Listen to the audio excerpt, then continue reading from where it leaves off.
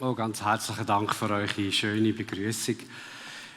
Ich habe nicht ganz mitbekommen, dass du vorher irgendetwas von Thomas Arau gesagt hast. Ich habe, als ich Arau gehört habe, an euch ein Lachen gedacht, aha, ja genau, so geht es im Aargauer im Ausland.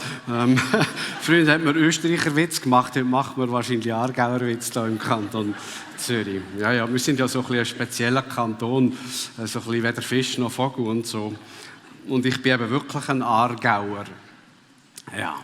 Okay, also du hast schon ganz viel gesagt zu meinem Hintergrund.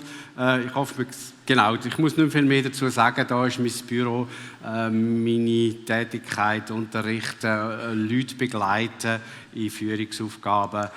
Ich habe Freude an Studentinnen und an Studenten, die sich bewegen von Gott und die sich investieren ins Reich von Gott. Jetzt gerade ist Nadine bei uns, Nadine Zaug. Ich weiß gar nicht, ob du noch immer da bist. Ah, ja, da oben. Genau. Ja, also bei ihr kann man noch ein bisschen mehr erfahren, was bei uns läuft. Ja. Ich habe eine persönliche Frage zuerst so für den Anfang mitgebracht. Magst du dich erinnern an letzten Montag? Und was war an diesem Tag? Versuch dich mal zu erinnern. Ist jetzt doch schon eine Weile her. Manchmal weiss ich wirklich gerade nicht mehr so recht, was es war. Aber vielleicht kannst du es wieder beleben. Es war nach dem Sonntag, dann kommt der Montag. Das hilft vielleicht ein bisschen einfacher, wenn der Dienstag. Kannst du dich am Montagmorgen erinnern, an dein Aufstehen? Weißt du, wie du dich gefühlt hast dort? Weißt du vielleicht noch, was denn war an diesem Tag und wie du dich am Abend wieder gefühlt hast?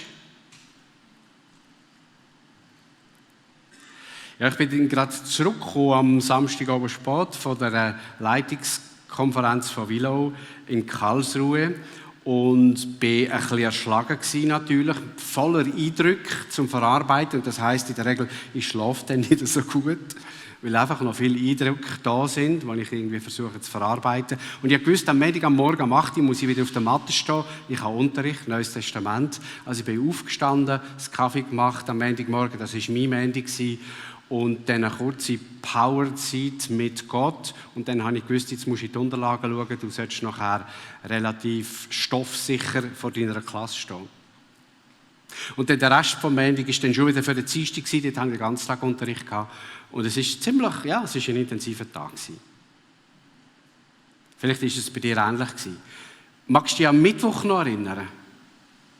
An letzten Mittwoch? Was war das für ein Tag für dich? Wie bist du aufgestanden? Tu doch mal ganz kurz links und rechts, wenn ihr euch am Mittwoch erinnern, was war das für ein Tag? Wie hast du Gott in diesem Tag wahrgenommen? Hast du ihn wahrgenommen oder ist das eher schwierig gewesen? Tu doch mal kurz einen Einblick geben in eure ganz normale Woche.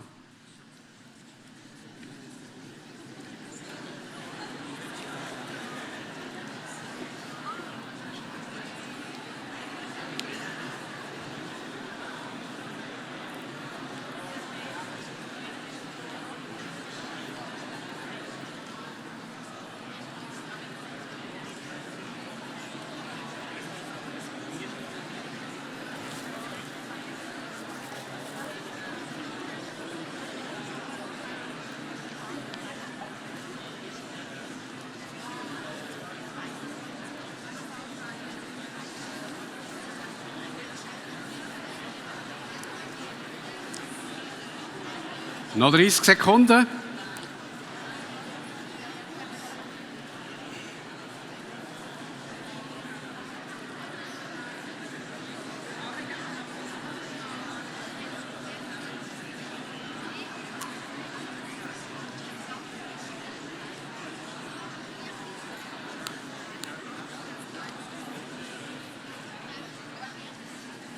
Also, ihr alle habt irgendwelche Erinnerungen an die letzte Woche.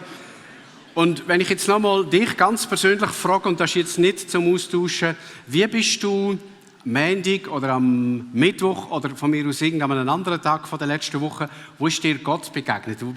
Wo hast du ihn wahrgenommen? Hast du seine Gegenwart wahrgenommen in dem, was dir begegnet ist an dem Tag, was du gemacht hast? Wie hat er zu dir geredet? Und wenn wir jetzt hier ein Mikrofon oder mehrere Mikrofone durch die Reihe geben, dann gäbe es einige, ich bin überzeugt, die ganz eindrückliche Geschichten erzählen könnten. Wie Gott in dieser Woche zu ihnen geredet hat. Und dann gibt es wahrscheinlich auch ein paar, die würden sagen, ja, also ehrlich gesagt kann ich gerade nichts erzählen. Meine Kinder waren krank, meine Frau bangt gerade um ihre Stelle, ich habe Stress mit dem Chef, ich musste irgendwie einfach überleben letzte Woche. Und ja, Gott ist sicher da gewesen, aber viel gemerkt davon habe ich gar nicht. Und jetzt gibt es ja immer die Menschen, die fühlen sich dann auch irgendwo schlecht, wenn das so ist. Hat ihnen vielleicht besser wahrnehmen, hat ihnen spüren. Und falls deine Woche nicht so ausgesehen hat, ich kann das gut verstehen, ich kenne das auch. Tag, wo so viel ist oder auch Schwieriges drin ist, dass wir kaum wahrnehmen, dass Jesus da ist. Und darum ist es so gut, dass wir so Lieder singen, wie wir vorher gesungen haben. Das Immanuel, er ist da, zu jeder Zeit, an jedem Ort. Ganz eine wichtige Message. Und es hat gar nichts damit zu tun, ob du das merkst. Es stimmt nämlich auch, wenn du es nicht merkst. Jesus hat ja nicht gesagt, ich bin bei euch alle Tage, aber nur, wenn du es spürst. Nein, er hat gesagt, ich bin bei euch alle Tage. Punkt. Also bis an der Weltende, Punkt. So. Das hat nichts damit zu tun, ob ich das gerade merke. Also ob Gott da ist, hat nicht mit meinem Gefühl zu tun, sondern es ist eine Verheißung. Und jetzt gehört es aber natürlich auch zu der Nachfolge von Jesus und um das geht es in diesen Tagen. Und ich freue mich sehr, mit euch dürfen jetzt auch bis morgen durch diese Tage zu gehen, Teil sein von dem, was Gott da tut. Es ist auch ein Teil von der Nachfolge, einzuschieben, mit dem Jesus eben durch die Tage zu gehen. Es geht mir nicht darum, das Ziel ist nicht, ihn unbedingt zu spüren, aber eine Gewissheit zu entwickeln, dass er wirklich da ist. Ob es jetzt gerade schwierig ist oder ob es nicht so schwierig ist. Wir versuchen in der Nachfolge von Jesus, seinem Denken und seinem Reden, seinem Handeln Raum zu geben. Einfach auch mit dem zu rechnen. Und ich hoffe, dass das, was ich heute Morgen mit euch teile, dass dir das in diese Richtung Mut macht. Ich möchte also nicht dir ein schlechtes Gewissen machen, wenn deine letzte Woche gerade ein bisschen schwierig war, sondern ich hoffe, dass du ermutigt wirst. Ich hoffe, dass du motiviert wirst heute Morgen, Jesus in deinem ganz normalen Tag nachzufolgen. Zmitzt von Windeln, Sitzungen oder die Wohnung aufräumen. Jesus möchte an so einer Konferenz ja nicht mehr wirken, als dort, wo du normalerweise bist. In den Umständen, wo du in deinem Alltag drin bist. Du jetzt dich gerade um ein krankes Kind kümmerst, ob du einen Abfallsack rausdrehst und an die Straße stellst. Und nochmal, es geht nicht darum, was du dort fühlst, es geht eher darum, mit was du rechnest. Gefühl hin oder her. Ich habe übrigens das Gefühl schon gerne. Also ich habe nichts gegen Gefühle, auch im Glauben nicht. Und ich mache manchmal eine interessante Beobachtung. Ich habe manchmal stets sehr starke Empfindungen, wo ich das Gefühl habe, mein Umfeld nimmt gar nichts wahr. Und handkehrum nehme ich gar nichts wahr, wo mein ganzes Umfeld sehr viel wahrnimmt. Also irgendwie, das ist nicht immer so synchron. Sie sind manchmal da, sie sind manchmal nicht da. Sie sind vor allem, oder Gott ist vor allem nicht von ihnen abhängig. Im Blick auf das, was er tut, im Blick auf das, was er wirkt. Also, wie können wir an einem ganz normalen Tag Jesus nachfolgen? Um das geht es mir. Stell dir nochmal einen Montag, einen Mittwoch, einen ganz normalen Tag. Wie können wir dem Jesus Christus nachfolgen? Nachfolgen heisst eben, irgendwo ihn immer wieder vor Augen haben, sein Leben, wie er mit Menschen umgegangen ist. Und ich glaube, die beste Antwort auf die Frage, wie können wir in einem ganz normalen Tag Jesus nachfolgen, ist, dass wir uns fragen, wie ist denn Jesus durch einen ganz normalen Tag? Was hat er gemacht? Wie hat er die Verbindung mit Gott gesucht? Wie hat er seine Aufgaben und seine Herausforderungen gemeistert? Und ich möchte euch mitnehmen in so einen vielleicht typischen Tag im Leben von Jesus. Und ich gehe mit euch, um das einen Einblick überzukommen in den Alltag von Jesus ins 6. Kapitel vom Lukas. Lukas 6 im Vers 12. Da heißt es im Vers 12, es geschah in diesen Tagen, dass er wegging auf den Berg, um zu beten. und er verbrachte die ganze Nacht im Gebet zu Gott. Und jetzt bitte nicht ein schlechtes Gewissen bekommen, die ganze Nacht im Gebet. Also ich habe die letzte Nacht auch nicht durchgebetet. Einfach nur so. Aber lassen wir einfach mal da drauf. Er ging auf einen Berg, um zu beten, und er verbrachte die ganze Nacht im Gebet zu Gott. Im Judentum ist das ja so, dass ein neuer Tag zu Abend am 6 Uhr anfängt. Ich weiß nicht, ob ihr das gewusst habt. Er fängt also nicht am Morgen an, so wie wir denken, okay, jetzt ist ein neuer Tag. Nein, der neue Tag fängt zu Abend am 6 Uhr an. Und er dauert bis zu Abend am 6 Uhr. Das ist immer ein Tag. Und ich finde, das, glaube ich, ist etwas, was sehr gut widerspiegelt, wie Gott sich das gedacht hat. Dein neuer Tag fängt nicht mit Schaffen an, sondern mit Feierabend. Ja, das ist so. Natürlich, jetzt gibt es manche Leute, die haben dann noch zu tun und sind irgendwie noch etwas vor am Abend. Aber streng genommen fängt der neue Tag an mit nichts zu tun. Ein neuer Tag fängt an mit Schlafen. Und es geht darum, in der Regel, es geht darum, im Grunde genommen dem Ausdruck zu geben, ich fange den neuen Tag nicht an mit all dem, was ich jetzt tun muss, sondern ich mache die Augen zu. Warum kann ich das machen als Christ, als Nachfolger und Verehrer von dem Gott? Ich kann das machen, weil er wirkt. Er wirkt. Egal, was jetzt gerade, was dann am gleichen Tag, am Morgen dann wieder kommt. Er, Gott, ist am Wirken. Er ist da an jedem Tag, an jedem Ort, haben wir gesungen, auch wenn ich jetzt ins Bett gehe. Ja, und der Jesus also, der geht jetzt vor seinen neuen Tag mit Gebet an. Und es geht mir jetzt nicht um, dass es die ganze Nacht ist, es könnte einfach am Abend sein, es könnte einfach am Morgen sein. Ich vermute auch nicht, dass Jesus jede Nacht durchgemacht hat. Aber da hat er es gemacht. Und ich glaube, es hat einen ganz bestimmten Grund, warum das es die ganze Nacht ist. Das sehen wir dann vielleicht nachher noch. Der Henry Nouwen, katholischer Theologe, hat eine interessante These aufgestellt, was Jesus da gesucht hat, wenn er am Anfang vom neuen Tag oder jetzt da eben in dieser Nacht zum Vater gegangen ist. Was hat er gesucht? Der Henry Nouwen sagt, Jesus hat wieder hören, was er vom Vater schon gehört hat, als er sich taufen lässt. Das ist die Geschichte, wo Jesus im Jordan sich taufen lässt und dann tut sich der Himmel auf und es kommt eine Stimme und sie sagt, das ist mein geliebter Sohn. Du bist mein geliebter Sohn. So ist es im Markus-Evangelium formuliert. Und an dir habe ich Freude. An dir habe ich mein Wohlgefallen. Und Henry Nouwen sagt, Jesus hat das immer wieder müssen hören. Er hat es immer wieder neu gesucht. Der Zuspruch vom Vater, wer er ist und wie der Vater ihn sieht. Er hat sich also neu seiner Identität verankern und sich, oder versichern und sich in dem verankern, wie Gott ihn sieht. Und warum ist das wichtig? Weil ganz viele Leute um Jesus herum sehr unterschiedliche Statements abgegeben haben über Jesus. Oder die einen haben gefunden, relativ schnell, ja, das muss der Messias sein. Sie sind sich dann allerdings am Schluss nicht mehr so sicher gewesen. Einige haben ihn zum König machen. Andere haben das Gefühl gehabt, nein, also der kann es auf jeden Fall nicht sein. Einige haben ihn Fresser und Säufer genannt, weil er mit Zöllner und ein bisschen zwielichtigen Leuten unterwegs war und jemand einmal an einer Party dabei war, wo anständige Leute einfach nicht hingehen. Also er hat beides erlebt. Jesus hat erlebt, wie Leute ihn verehrt haben, wie sie ihm geschmeichelt haben. Und er hat erlebt, dass Leute schlecht über ihn geredet haben. Und wie gehst du mit dem um? Was sollst du glauben, wenn die Leute so widersprüchliche Sachen über dich sagen? Was sollst du denn glauben? Wer bist du denn? Und Jesus hat sich entschieden, zum Vater zu gehen und auf ihn zu hören, damit er nicht durchdreht bei dem, was all die Leute über ihn sagen. Du bist mein geliebtes Kind.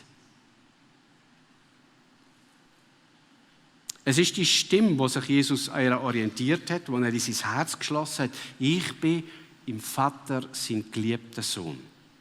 Und er modelliert damit etwas, was ganz, ganz wichtig ist für unsere Nachfolge. Jesus Nachfolge heisst, auf nichts so sehr hören, wie auf die Stimme vom Vater. Auf nichts so sehr hören, wie auf die Stimme vom Vater. Das heisst nicht, dass du nicht auf andere Leute hörst, nie auf andere Leute hörst. Das ist nicht meine Message. Aber die Leute werden sehr verschiedene Sachen über dich sagen. Und sie tun es ja heute schon. Ich nehme an, das weißt du, das kennst du. Und dann ist es wichtig, dass du wieder hörst, was sagt denn der Vater über mich. Denn wenn wir nicht zuerst und immer wieder neu auf das hören, wer wir vor Gott sind, dann irritieren uns die Stimmen von Menschen. Einige, die finden uns dann super, mega toll. Also kaum sehen sie uns, ja, du bist der Beste, du bist der Schönste. Das habe ich schon lange nicht gehört, aber wenn überhaupt schon mal. Und dann gibt es andere, bei denen genügen wir einfach nie und wir spüren das irgendwie. Die finden uns doof, die finden uns langweilig. Dort spüren wir bewusst, also ausgesprochen oder unausgesprochen, dass sie uns kritisch sehen. Und ich sage immer, beides ist schwierig. Beides kann uns zur Falle werden. Wenn uns Leute super cool finden, kann uns das zur Falle werden, dass wir nämlich plötzlich denken, wir seien besser, als wir wirklich sind. Und wenn wir durch schlecht gemacht werden, wenn Menschen durch kritisch sind über uns, dann ist das auch nicht gerade so gut für die menschliche Psyche, wenn sie nur das hört. Also das heisst, in all diesen Stimmen in meinem Umfeld ist es gut, immer wieder die Stimme von dem einen zu hören, der das Wort über uns ausspricht und uns zu verankern in dem seiner Stimme. Und ich glaube, das ist der tiefste Grund, warum das Jesus die Gemeinschaft mit dem Vater gesucht hat.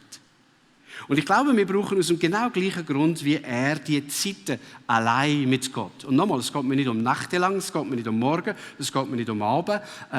Beziehungsweise, das Gute ist ja, im Judentum ist sowohl der Abend wie der Morgen das Gleiche, nämlich der Anfang, es gehört noch zum Anfang vom neuen Tag. Spielt also gar nicht so eine Rolle.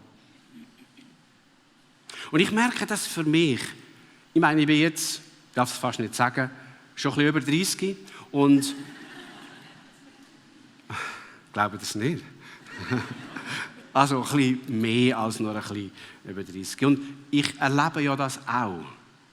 Ich erlebe Menschen, wo ich weiss, die haben mich gern. Und die finden mich, die sind für mich. Die mögen mich, egal wie ich bin. Und dann gibt es aber auch ein paar Leute, wo ich manchmal plötzlich merke, dass sie ein Problem haben mit mir. Also ich ja manchmal auch mit anderen. Aber wenn es dann einem selber betrifft, dann ist es ja irgendwie nicht so einfach, damit umzugehen. Zum Beispiel letzte Woche habe ich einen Brief bekommen, von 2 Personen sogar, ich habe gute Briefe bekommen, aber mit verletzenden Vorwürfen für mich. Ich habe gemerkt, irgendetwas passt diesen Personen nicht und anstatt jetzt mit mir über das zu reden, schicken sie mir eine fiese Notiz. Und das hat wehgetan. Dass es aber wehgetan hat nicht nur mit dem zu tun, was da gestanden ist, sondern wahrscheinlich auch noch ein bisschen mit meiner Müdigkeit. Und damit, dass ich in dem Moment, wo ich das lese, die Stimme vom Vater nicht gehört habe. Und sie wieder neu haben müssen suchen und hören. Aber ja, da gibt es ja auch die Leute, die finden mich toll, die sind vielleicht sogar ein bisschen Fan von mir. Und das ist sogar schön. Also ich könnte nicht abstreiten, dass das nicht schön ist. Es ist nur manchmal so, dass die Menschen dann in einer bestimmten Situation etwas möchten von mir, was ich ihnen dann doch nicht geben kann. Da habe ich zum Beispiel letzte Woche eine Anfrage bekommen von jemandem, der ein Buch gelesen hat von mir. Schön, das ist toll. Und nun haben sie eine Idee gehabt, ich könnte ihnen nämlich helfen, die Asche von ihrer verstorbenen Mutter irgendwo im Kanton Schweiz auf einem Hügel oben in den Wind zu verstreuen. Ich kenne die nicht. Und ich musste Nein sagen. Und nichts mehr gehört. Keine Reaktion. Und ich kann mir vorstellen, sie sind wahrscheinlich enttäuscht. Ja, so schnell kann es gehen, dass ich halt dann wieder einen Minuspunkt habe. Es passiert so viel in deinem Leben und in meinem Leben. Und es passiert so oft, dass Menschen irgendetwas über dich denken, über mich denken. Es passiert jeden Tag. Und aus dem Grund ist mir Jesus ein Vorbild. Wie hat er das gemacht? Wie ist er mit dem umgegangen? Er ist zum Vater. Am Anfang von einem neuen Tag. Wir gehen dann nachher mit ihm in den Tag hinein. Und es ist kein Gesetz, ich sage es nochmal, dass es am Morgen sein muss. Als wir zum Beispiel kleine Kinder hatten, war das immer ein bisschen schwierig. Das waren manchmal kurze Momente mit Gott. Morgen und irgendwie, das hat nicht ganz so funktioniert. Ich bin eigentlich ein Morgenmensch, aber wenn halt die Kinder um 5:30 schon an der Bettdecke ziehen, ja gut, ja, dann weisst du, jetzt geht es los. Egal, ob Montag ist oder ob Sonntag ist oder ob Freitag ist oder Samstag. Heute sind alle ausgeflogen. Und darum liebe ich jetzt persönlich tatsächlich die stillen Momente am Morgen. Das tut mir gut, weil ich bin ein bisschen am Morgenmuffel. Ihr könntet meine Frau fragen, ich brauche Zeit, ich brauche Anlauf. Ich bin nicht so ansprechbar am Morgen, aber ich bin ansprechbar für Gott. Dort geht es irgendwie. Und darum suche ich ihn gern. Und wenn ich jetzt dir dann wieder einen Beziehblick gebe, die Zeit mit Gott, dann erzähle ich dir das nicht mit dem Gedanken, du musst das auch so machen. Das ist überhaupt nicht meine Absicht, dir zu sagen, was du sollst machen. Aber was ich möchte, ist dir Mut machen, über die Momente nachzudenken, wo du dein Herz bei Jesus verankerst, wo du seine Stimme hörst, wo du seinen Zuspruch hörst. Ich möchte Hunger wecken und Sehnsucht nach dem. Ich für mich gestalte das ganz unterschiedlich. Ich lese oft und gerne in der Bibel. Ich bin ein bibliophiler Mensch. Das Wort von Gott redet fast immer zu mir. Ich bin dann dafür nicht so sehr der stundenlange Sänger. Ich habe mir aber entschlossen, jeden Tag am Morgen früh, egal wie verkatert meine Stimme ist, also es muss nicht unbedingt mit dem Ereignis vom Vorabend zu tun. Ich bin immer ein bisschen verkatert am Morgen. Dass ich, egal wie das tönt, Jesus singe, ein Lied mindestens. Einfach weil ich merke, Gott hat das verdient, dass er meine halbrige Stimme, und er lässt ja nicht auf die halbrige Stimme, ich möchte ihm ein Lied singen, ich möchte ihn ehren. Also ich singe oft ein Lied, lese ein Bibelwort, ich schreibe manchmal Tagebuch, ich bete für meine Freunde. Und es gibt manchmal dann Zeiten, wo ich das länger machen kann, auch ein paar Wochen mal so einen Tag oder einen halben Tag, einfach in der Gegenwart von Gott. 2 Sachen in all diesen Jahren, wo ich auch immer wieder versuche, die Zeit zu gestalten und irgendwie so zu gestalten, dass es nicht tötet. Weil das passiert ja manchmal, oder? Du merkst, auf einmal, du hast eine Art Routine, sie ist lebendig, sie ist vital und auf einmal merkst du, es tötet. Und mir hat vor ein paar Jahren der Satz, ich habe das Zitat hätte es eigentlich mitbringen, aber ich kann es euch sagen, von Frank Klaubach sehr viel geholfen, der sagt, wenn du irgendeine Form von der gemeinsamen Zeit mit Gott überdrüssig geworden ist, wenn es tötet, wenn es dich anfängt langweilen, dann hör auf damit, denn Gott langweilt das schon lange. Hör auf, suche einen neuen Weg. Suche einen neuen Weg, der vital ist. In den letzten 20 Jahren gibt es 2 Elemente oder 2 Texte, die fast immer vital geblieben sind über all die Jahre. Der erste Text ist Römer 12, 1-2. Ich bete den seit vielen Jahren, ja, ich muss heute sagen, seit Jahrzehnten, nicht ganz jeden Tag, aber sicher mehrmals pro Woche. Der Text, der mir eine Art Tagesanfang beschert, der mir hilft, mein Herz bei Gott zu verankern. Und ich mache das dann so, das kann sein, dass das 2 Minuten geht, das kann sein, dass das 10 Minuten geht. Wenn ich den Text für mich ganz persönlich als Gebet durchmeditiere. Und ich bete nicht, ich lese das nicht einfach, ich bete dann den Text. Ich bete die Worte von Paulus. Und ich bleibe schon beim ersten Teil stehen von dem Satz, bei den Erbarmungen Gottes heißt es ja da. Und dann weiß ich sofort, ja, dein Leben ist voll. Jesus, mein Leben ist voll von deinen Erbarmungen, voll von Vergebung, voll von Geduld, voll von Treue, voll von Segnungen. Ich habe ein Bett zum Schlafen, ich habe da einen Kaffee vor mir. Ich muss mir heute wahrscheinlich, nein, ich muss mir keine Sorgen machen, ob ich nicht irgendwo etwas zu essen bekomme. Mein Leben ist voll von deinen Erbarmungen. Und schon füllt sich mein Herz am Morgen früh, Morgenmuffel, mit Dankbarkeit. Und aufgrund von deinen Erbarmungen, Herr, lege ich mein Leben auf deinen Altar. Paulus schreibt da eigentlich von einem Opfer, vom Brandopfer im Alten Testament. Und ich lege es auf deinen Altar. Manchmal liege ich sogar bewusst am Boden und sage, da bin ich, mein Lieb. Und in dem ist ja der ganze Rest mit enthalten, oder? Alles gehört dir. Und ich weiss, das erste Mal, als ich das gemacht habe, ist mir das schwer gefallen. Weil ich dachte, du liegst da so ungeschützt auf dem Altar von Gott. Und das Bedürfnis war irgendwie, sich zu verdecken oder vielleicht auch zu verstecken. Ich bin nicht sicher gewesen, ob ich sicher bin, wenn ich mich ganz so Gott hingebe. Und heute weiss ich, es gibt keinen sichereren Ort. Und dann ist das für mich schon so gut, egal was an dem Tag kommt, ich gehöre ihm. Über das muss ich nicht mehr nachdenken. Über das muss ich nicht mehr debattieren. Ich gehöre ihm und ich gebe mich ihm als Opfer. Das ist mein täglicher Gottesdienst. Das ist das, wie ich dir Gott möchte ehren dafür, dass du dich ja auch so hingegeben hast. Für mich. Es ist ja nichts anderes, was ich mache, als dir etwas nachmachen, was du schon lange gemacht hast. Und da ist mein Lieb. Und ja, ich brauche es heute wieder, dass du mein Denken erneuerst. Ich habe schon 2, 3 kritische Gedanken gehabt beim Aufstehen, wo ich an irgendjemanden gedacht habe, wo ich irgend mit etwas Mühe habe. Verändere mein Denken. Gestalt du um. Und das geschieht nur, wenn dein Geist in mir wirkt. Ich lade dich ein. Mach's einfach. Mach's. Mach's jetzt. Mach's heute Mittag am 12.35 Uhr. Mach's einfach. Gestalt mein Denken um.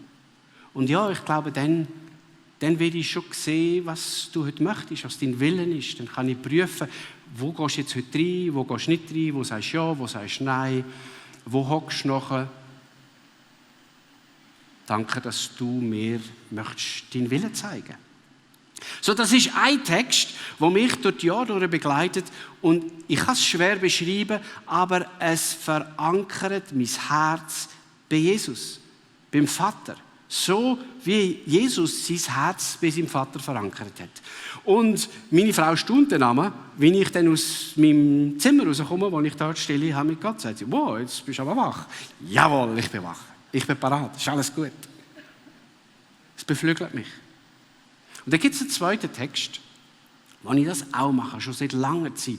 Ich mache es nicht immer beides miteinander, sondern entweder oder. Und der Text ist der Psalm 23. Ja, der Psalm 23, denkst du jetzt, also, ist einfach ein bisschen ausgeliefert für die eine oder die andere Person. Und ich entdecke den ganz, ganz neu als für mich eine der besten Art und Weise, überhaupt einen Tag anzufangen. Und ich möchte euch einmal ganz konkret reinnehmen in so ein Gespräch mit Jesus, mit dem Psalm am Anfang von einem Tag oder auch, manchmal mache ich es auch am Ende von einem Tag. Und ich möchte dich sogar einladen, dass du einfach mitkommst und es für dich auch versuchst, auf deine Art in diesem Moment einfach mitzuerleben. Also, sind ihr bereit? Ich möchte euch mitnehmen in so einem Moment, wie das aussieht bei mir. Nicht, damit ihr es so machen sollt, aber ich hoffe, es weckt in euch eine Sehnsucht nach etwas, was in deinem Leben Kraft hat und etwas Ähnliches bewirken könnte. Und vielleicht, das wäre wieder typisch Gott, nutzt er gerade den Moment, wo wir zusammen durch den Psalm gehen, zu dir zu reden. Das wäre genial. Wollt ihr euch darauf einladen? Okay. Also, ich schlage Folgendes vor, dass wir das schnell wegnehmen. Jetzt einfach einen Moment von Jesus sind wir ja sowieso.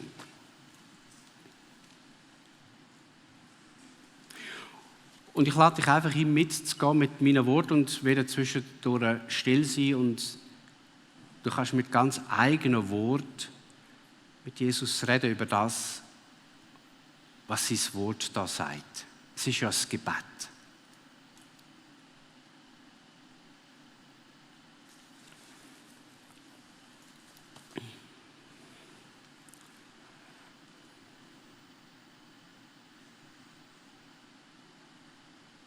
Herr Jesus, du mein Gott, ich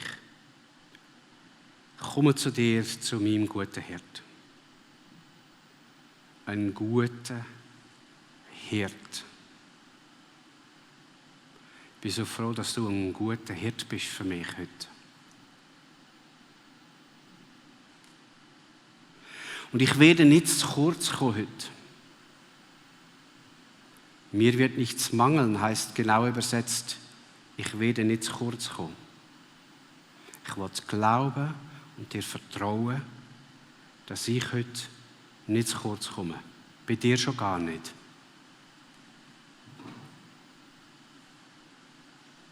Und du stillst das Verlangen von meiner Seele. Und du weißt, da gibt es vieles, was meine Seele sucht und will, möchte, fordert. Du. Es kann es niemand anders. Es kann weder meine Frau, noch meine Kinder, noch irgendjemand kann das tiefste Verlangen von meiner Seele stillen. Das kannst nur du. Und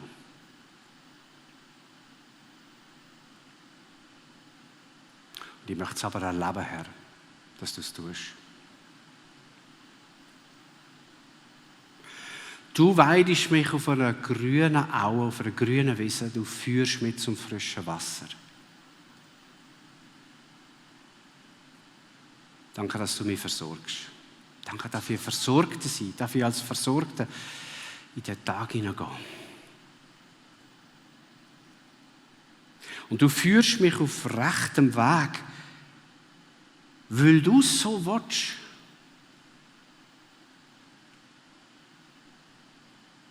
Weil du es so willst.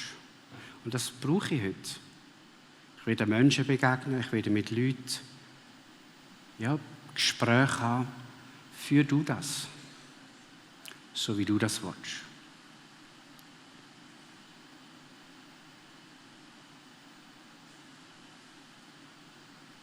Und wenn heute ein Tag ist, wo ich durch ein dunkles Tal durch muss, Herr,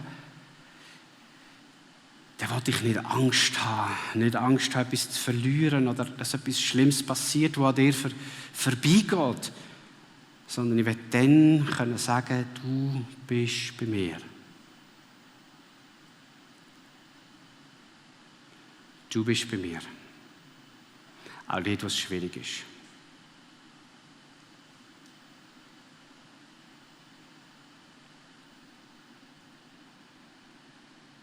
Dein Stecken, dein Stab, deine Nähe, deine Berührung, die trösten mich. Und ich will dir das erlauben, dass du mich trösten kannst. Ich will nicht in ein Opferdenken fallen. Oh, warum passiert mir das? Warum geht es mir so schlecht?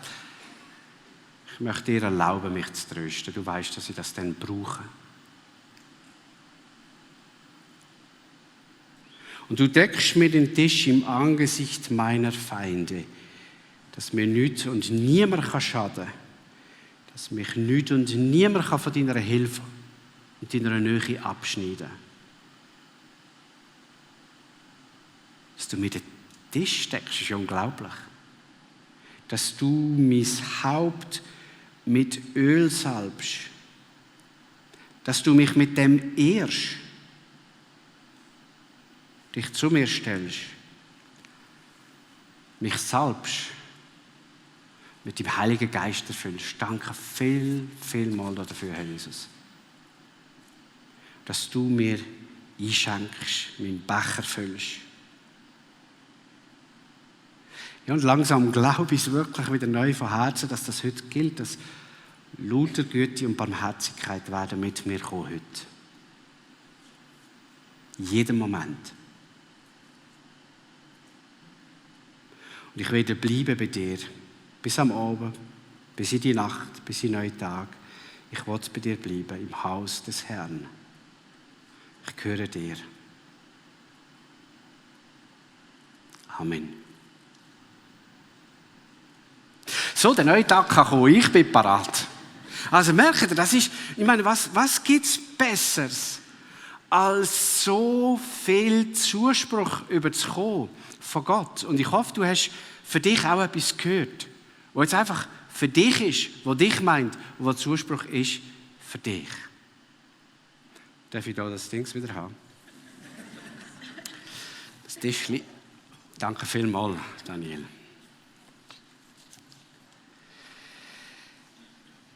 Ich weiß nicht, ob es Jesus genau so gemacht hat, aber ich könnte mir das vorstellen, dass irgend so Gespräche zwischen ihm und dem Vater stattgefunden haben, dass er so seine Identität, seine Vergewisserung beim Vater gesucht hat.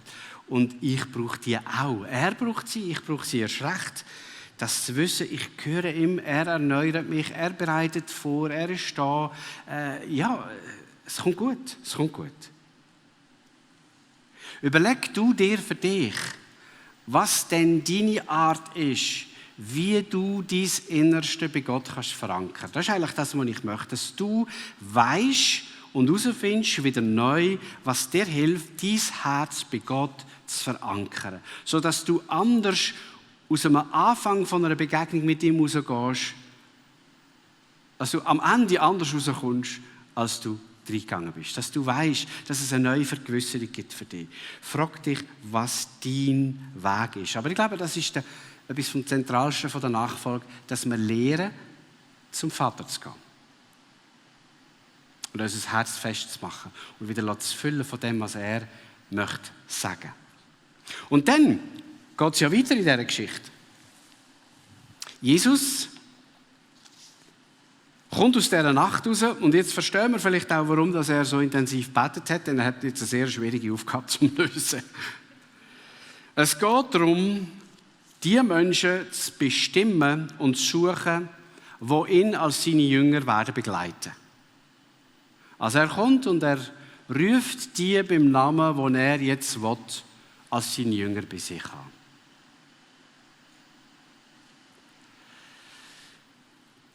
Wenn man im Markus-Evangelium schaut, wo der gleiche Text vorkommt, dort wird etwas noch speziell betont, warum Jesus das macht. Wir denken vielleicht relativ schnell, er sucht seine Jünger, er braucht ja irgendwann Leute, die seine Arbeit fortsetzen, oder er sucht Nachfolger von seiner Rettungsaktion auf dieser Welt. Aber es gibt einen anderen Grund, der sogar am Anfang steht, und der wird im Markus-Evangelium beschrieben. Er rief sie zu sich, damit sie bei ihm seien. Damit sie Gemeinschaft haben mit ihm, damit er Gemeinschaft hat mit ihnen. Also Jesus sucht nicht nur die Beziehung und die Verankerung beim Vater, er sucht auch die Verankerung bei anderen Menschen. Er möchte Menschen, die mit ihm sind, die seine Freunde sind. Er sucht sich Gefährten. Er möchte nicht allein durch das durchgehen, was jetzt vor ihm ist. Er sucht Austausch, er sucht Vertrautheit, er sucht Nähe. Und gleichzeitig ist das genau das, was er diesen Leuten geben will. Also Jesus kommt aus der Begegnung mit dem Vater und lädt sich jetzt auf Menschen ein. Und er sucht Menschen, wo er das Herz teilen kann mit ihnen. Ich meine, wenn man irgendwo zusammenkommt mit Leuten, in einem Büro, in einem Geschäft oder als Kirche, da hat man ja Beziehungen, man hat irgendeine Form von Gemeinschaft. Aber die Frage ist ein bisschen, ob das wirklich eine Gemeinschaft ist oder ob man einfach zufälligerweise im gleichen Raum ist und nebeneinander auf dem Stuhl hockt. Oder nicht auf dem gleichen, aber vielleicht nebeneinander sitzt. Ist das Gemeinschaft? Gemeinschaft ist, wenn der Mensch, den ich jetzt mit ihm zu tun habe, wenn ich mein Herz mit ihm teile. Wenn so Sicherheit ist, so Vertrauen ist, dass ich mein Herz teilen mit ihm. Wenn er sein Herz teilen kann. Wenn wir einander sagen können, wenn ich frage, wie geht es dir, wenn ich weiss, es ist jetzt sicher zu sagen, wie es mir wirklich geht. Und sonst brauche ich halt so die schweizerische Floskel, danke, gut, und dir? Dort, wo ich sicher bin, kann ich sagen, wie es jetzt mir geht. Das ist Gemeinschaft. Wir erlauben einander ins Herz hineinzuschauen. Wir teilen Freude und Leid. Und ja, das ist ja nicht immer so einfach, die Sache mit der Gemeinschaft. Der John Ortberg, amerikanischer Autor, hat einmal ein Buch geschrieben mit dem Titel «Jeder ist normal, bis du ihn kennenlernst». Ich weiss nicht, kennt ihr auch? Du lernst jemanden Neues kennen, du findest die Person toll, oder? Und du denkst, ja, mit dieser Person würde ich eigentlich gerne noch ein bisschen mehr Zeit verbringen. Und dann fährst du an damit und merkst, okay. Und die Person denkt wahrscheinlich genau das Gleiche, okay. Aha. Der hat ja so ein paar Mödeli und denkt Zeug oder sagt manchmal Zeug, die ich ein bisschen peinlich finde. Jeder ist normal, bis du ihn lernst kennen. Aber wenn du durch das durchgehst, was dann schwierig ist, auf der anderen Seite von dieser Irritation entsteht Gemeinschaft und Freundschaft. Auf der anderen Seite. Wenn du also jemanden lieb hast, obwohl du weißt, wie er ist. Und wenn dich jemand lieb hat, wenn jemand zu dir steht, wenn dich jemand Freundin oder Freund nennt, weil sie oder er weiss, wie du bist. Und nicht, weil du ihm oder ihr dauernd dein Insta-Lächeln zeigst. Die grössten Beziehungsverletzungen übrigens, das kommt auch noch dazu, die geschehen ja nicht mit Leuten, die wir nicht kennen. Die geschehen dort, wo wir Leute sehr, sehr gut kennen. Also es ist immer riskant, Gemeinschaft, weil dort tut es am meisten weh, wenn dich jemand missversteht, wenn jemand etwas Fieses sagt zu dir. Es tut dort am meisten weh, wo dir Menschen am nächsten sind. Darum gibt es so erbitterte Scheidungskämpfe. Ja, warum? Weil die sich mal so nah sind. Weil sie gedacht haben, niemand kann unsere Beziehung auseinanderbringen. Und dann geschieht es doch und dann ist die Verletzung viel, viel tiefer, als wenn dir im Zug jetzt gerade jemand den Platz wegnimmt. Und du kurz einen Moment ein bisschen frustriert bist. Übermorgen weisst du nichts mehr von dem. Aber wenn es jemand ist, der dann noch ist, dann tut es weh. Und darum ist es so wichtig, dass auch, wenn wir in unsere Beziehungen hineingehen, dass es vorher die Verankerung beim Vater gegeben hat. Sonst überfordern wir einander dauernd in unseren Beziehungen. Wir möchten dann, dass der andere mir meine Seele füllt, meine Bedürfnisse alle kennt, mich immer versteht. Das heisst, ich überfordere die Gemeinschaft, wenn mein Herz nicht und meine Identität nicht im Vater wurzelt. Dann fordere ich das ein von anderen Menschen und weh, sie geben mir es nicht. Oder sie fordern es von mir ein und ich merke genau, dass ich es ihnen nicht geben kann. Ich kann nicht in Kanton Schweiz auf den Berg auf Aschen verstreuen. Also ich könnte schon. Aber ich will nicht. Ich weiss nicht, wer das ist. Und ich finde, es gibt Leute im Kanton Schweiz, die ihnen vielleicht näher sind, wo das viel mehr Sinn macht, als wenn ich das mache. Also wenn wir nicht wissen, dass wir von Gott Geliebte sind, dann erwarten wir voneinander Sachen, die nur Gott geben kann.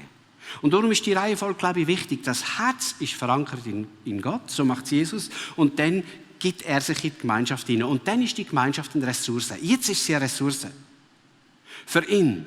Und er weiß, was er von diesen Männern erwarten kann. Und er weiß aber auch ganz genau, dass sie immer das Potenzial haben, schuldig zu werden an ihm. Und so wird es ja dann auch sein. Sie laufen davon, einer verratet ihn, einer verlügt ihn und alle bekommen nasse Hosen.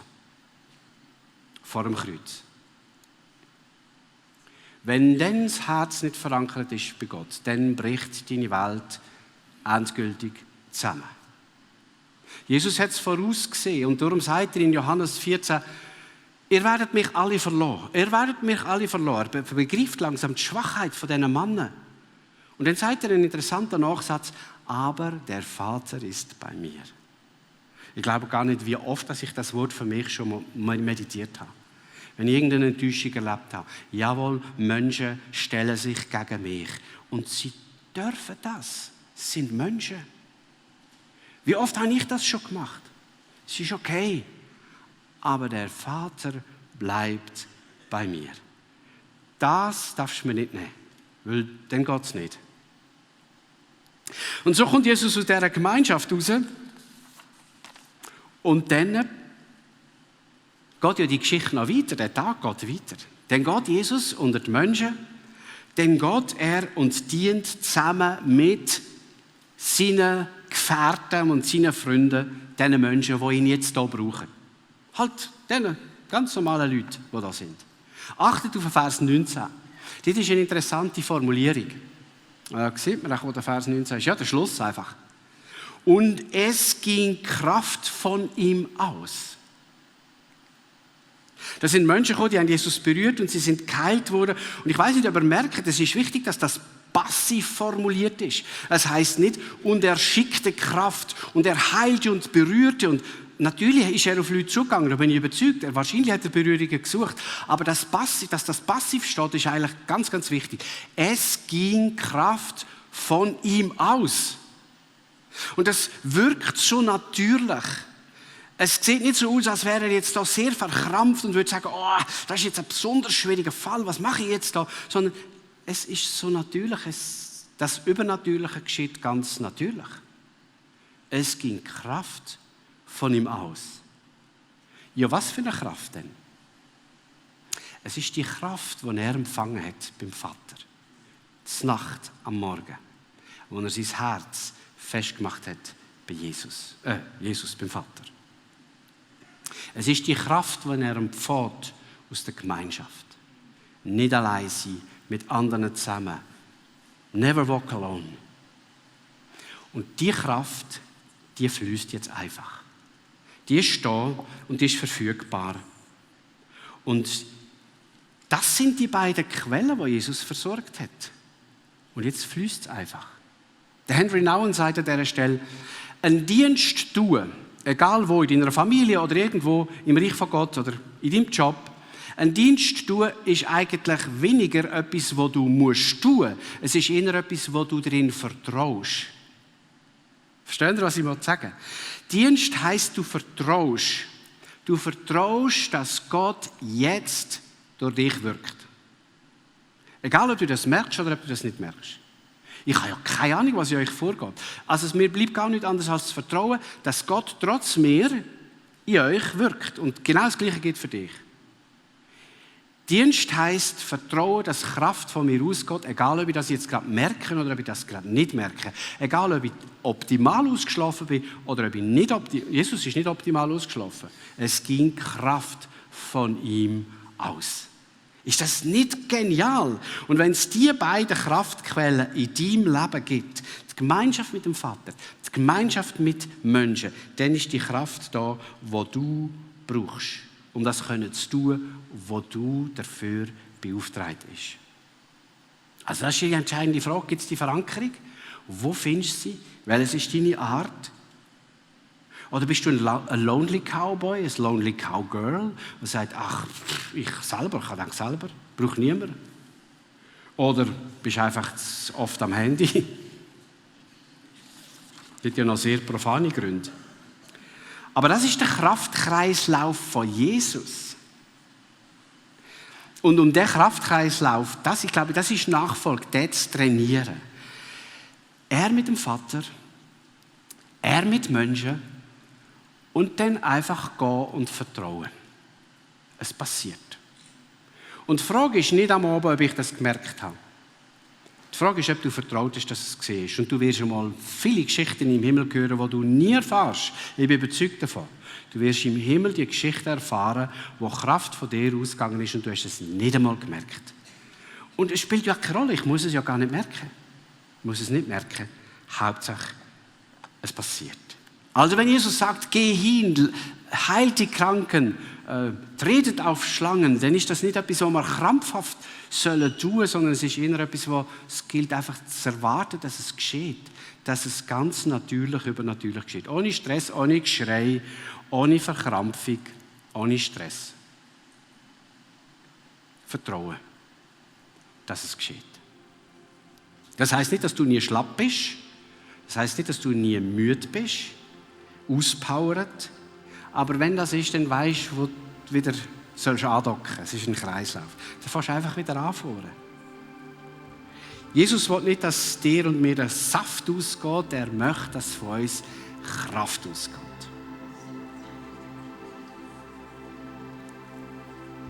Und das wünsche ich dir und mir. Amen.